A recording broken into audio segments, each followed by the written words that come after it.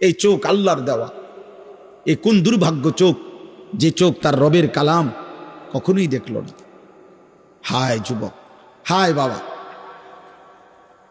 যে চোখ তার মালিকের কালামই পড়তে পারল না, যে জিহ্বা তার রবের কালামই পড়তে পারল না। আমার তো মনে হয় ওই জিহ্বা কথাই বলতে জানে না,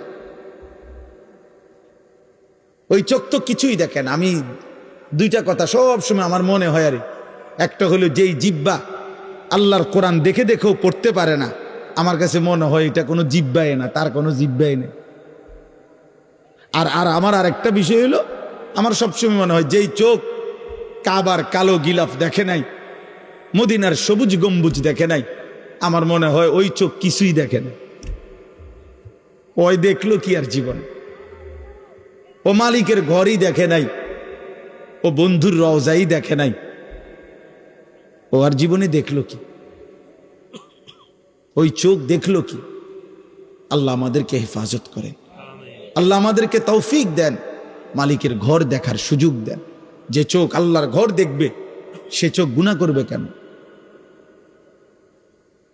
যে চোখ জান্নাত দেখবে সে চোখ গুনাহ করবে কেন? ফালা তা'লামু নাফসুম মা উখফিয়া লাহুম মিন কুররাতি আ'য়ুন। আল্লাহ বলে, বান্দা অপেক্ষা করো, জান্নাতে আমি তোমার জন্য এমন নিয়ামত রেখেছি যা তখন তোমার সামনে খোলা হবে, তোমার চোখের প্রথম দৃষ্টিতে তোমার চোখ ঠান্ডা হয়ে যাবে, চক্ষু শীতল। এই পৃথিবীতে তাফসিরে আছে, দুনিয়াতে মানুষের চক্ষু শীতল হয় না। দুনিয়াতে এমন কোনো কিছু নাই যেই জিনিস দেখবার পরে আর দেখতে মন চায় না। পৃথিবীর সবচেয়ে সুন্দর জিনিস দেখার পরও যদি কাউকে বলে আর কিছু দেখবেননি, সে বলবে হ্যাঁ আরো দেখব, আর আসেনি কিছু। এজন্য তাফসিরে আছে যে দুনিয়াতে চক্ষু শীতল হয় না, চোখ ঠান্ডা হয় না, মানে আর দেখব না এটা মনে চাইছে না, এরম হয় না দুনিয়াতে। কিন্তু আখিরাতে জান্নাতে এটা হবে। আল্লাহ বলবেন, আল্লাহ বলেন চক্ষু শীতল হবে, মানে বান্দা যখন জান্নাতের একটা একটা নিয়ামত দেখবে, এরপরে এই নিয়ামত আরো হইতে পারে আরো সুন্দর, এটা সে ভাববেও না, এর চাইতে সুন্দর সে দেখতেও চাইবে। এই জন্য হাদিসের মধ্যে আছে, জান্নাতের সমস্ত নিয়ামত জান্নাতি বান্দা দেখবার পরে, উপভোগ করার পরে, লাহুম মা ইয়াশাউনা ফিহা ওয়া লাদাইনা মাজিদ, বান্দা যা চাইবে আল্লাহ তো দিবেই, আল্লাহ আবার নিজের থেকে আরো অনেক কিছু দিবে। সর্বশেষ আল্লাহ ফেরেশতাদের মাধ্যমে জিজ্ঞেস করবে, ফেরেশতারা বলো না আমার বান্দারে জিজ্ঞেস করো ও আর কিছু চাইবে কিনা, আর কিছু দেখবে কিনা, আর কিছু লাগবে কিনা। ফেরেশতারা বলবে, হে আল্লাহর প্রিয় বান্দা জান্নাতি, আপনার আর কিছু লাগবে? আপনি আর কিছু চাইবেন, আর কিছু বলবেন? সুবহানাল্লাহ। জান্নাতি বান্দা বলবে, হায় ফেরেশতা, আর বলবো কি, যা আমি চেয়েছি তাও পেলাম, যা আমি চাই নাই তাও রবের কাছ থেকে পেলাম, আর কিছু চাইতে হবে, আর কিছু চাওয়ার মতো হইতে পারে এমন ভাবনাও তো আমার মাথায় আর ধরতেছে না, আর কিছু নাই, আমি কি বলবো আর? তো ফেরেশতা বলবে, ইয়া রব, আয় মাওলা, আপনার বান্দা আর কিছুই চাচ্ছে না, ওর আর চাওয়ার মতো কিছু ধারণাও আসতেছে না, চাওয়ার মতো কিছু নাই, ও যা চাইছে তাও পাইছে, আপনার থেকে আরো অনেক কিছু পাইছে, এখন আর কিছুই চাচ্ছে না। সুবহানাল্লাহ। তাফসিরে আছে, হাদিসে আল্লাহ তাআলা বলবেন, ফেরেশতা ওয়ালাদাইনা মাজিদ, কিন্তু আমার কাছে তো আরো আছে, আমার কাছে তো আরো আছে। ফেরেশতা তখন বলবে, আল্লাহ, ফেরেশতারও মাথা ধরবে না তখন। ফেরেশতা বলবে, মাওলা, এবার তাইলে আপনার বান্দারে আপনি কি দিবেন? আপনার জান্নাতে যা ছিল তা তো দিছেনই সব, এখন কি দিবেন আর? রব্বুল আলামিন বলবেন, বান্দা ৭০,০০০ নূরের পর্দা আমার সরিয়ে দাও, আমার বান্দা এবার আমাকেই শুধু দেখবে, ও আমাকে দেখবে। আর তখন বুঝবা আমাকে দেখার মজা কি, আমাকে দেখার সুন্দর কি। এজন্য তাফসিরে আছে, বান্দা যখন আল্লাহর দিকে তাকাবে তো ৭০,০০০ বছর প্রথম দৃষ্টিতেই তাকিয়ে থাকবে, ৭০,০০০ বছর, আর জান্নাতের বাকি অংশের কোনো নিয়ামত তার মনেও পড়বে। রব এত সুন্দর। আমার শায়েখ আল্লামা মুফতি মুশতাকুর নবী কাসেমি হুজুর বলেন যে জান্নাতের হুরেরা আপনার টানাটানি করবে, ভাই সাহেব কিতা ঘটনা কি? ছাইরেই তো দিলেন আমগরে দেখবেন না। জান্নাতি বান্দা হুরদেরকে বলবো আজ সর খাল্লি সরেন থেকে সদবদ। রবের নজর, মালিকের দিদার, আল্লাহ তাআলার এই দিদারের সামনে গোটা জান্নাত তুচ্ছ। তাহলে যে চোখ আল্লাহকে দেখবে সে চোখ হারাম কেন দেখবে? সেই চোখ হারাম কেন দেখবে? আল্লাহ আমাদেরকে তৌফিক দান করেন, আল্লাহ আমাদেরকে কবুল করে নেন। আমার ভাই, আমার বাপ, মহান আল্লাহ পাক রব্বুল আলামিন, আমি ছোট্ট শুধু তর্জমাটা বলি। সূরা ফাতিহার 4টা আয়াত আল্লাহ তাআলা আমাদেরকে বলছেন আলহামদুলিল্লাহি রব্বিল আলামিন, সমস্ত প্রশংসা আল্লাহ তাআলার জন্য যিনি জগৎ সমূহের পালন কর্তা।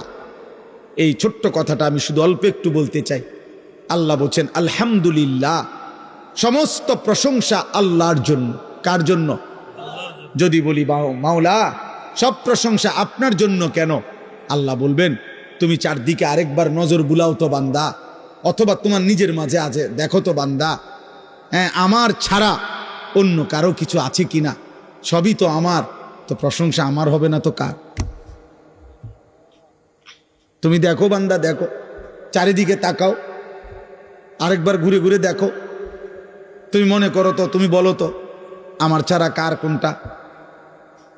চারিদিকের যত আয়োজন সবই তো আমার, ভালোবাসার যত রং সবই তো আমার, যত কিছু প্রিয়, যত কিছু পছন্দের, যত কিছু সুন্দর, ফুলের যত সুন্দর সে তো আমার দেওয়া, ফলের যত সুন্দর সে তো আমার দেওয়া, পাখির যত সুন্দর এ তো আমার দেওয়া, আসমান যত সুন্দর এ তো আমার দেওয়া, সূর্য যত সুন্দর আমার দেওয়া, চাঁদ যত সুন্দর আমার দেওয়া, এই কায়নাতের জাররা জাররা, বিন্দু বিন্দু সবই তো আমার দেওয়া, তোমার স্ত্রী যত সৌন্দর্য আমার দেওয়া, তোমার কোলের বাচ্চা যত আদর তোমার তো আমার দেওয়া, তোমার মায়ের হাসি এ তো আমার দেওয়া, তোমার এক এক লোকমা খাবার এ তো আমার দেওয়া, তোমার অস্তিত্বের প্রত্যেকটা অঙ্গ আমার দেওয়া, সবই তো আমার।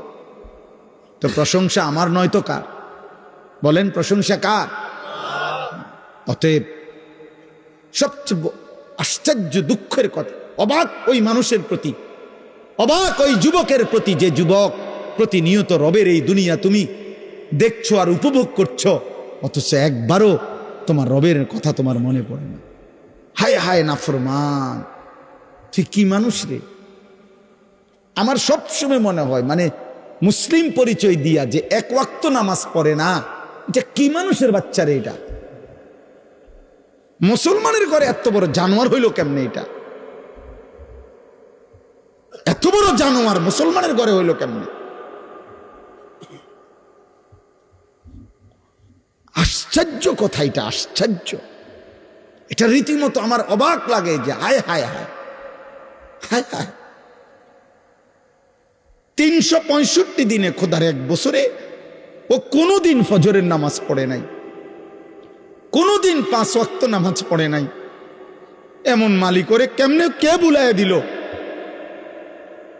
জন্মলগ্ন থেকে যে শুনছে সে মুসলমান, জন্মের পরে যার কানে আজান দিছে, একামত দিছে, যার মা মুসলমান, যার বাবা মুসলমান, যার বংশের সকলে মুসলমান, যার চারিদিকে মসজিদ, যার মিনারায় আজান, যার ঘরে ঘরে রবের কোরআন, যার চারিদিকে মাদ্রাসা, এত বেশি দ্বীনি পরিবেশের ভিতর থেকেও যেদিকে তাকায় কোনো না কোনো মসজিদ, প্রতিনিয়ত আজান ভেসে আসে, তার মা জানে মুসলমান, তার বাবা জানে মুসলমান, সে নিজের হাতে কতবার লিখছে তার ধর্মের নাম ইসলাম, এত কিছুর পরে ও একটা সেজদাও দিবে না? বলেন না কেন? ওইটা কি বিষয়টা?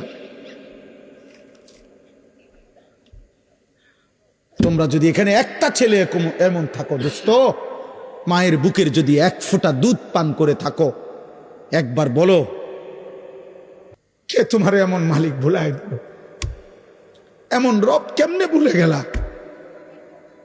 এমন মালিক কেমনে ভুলে গেল?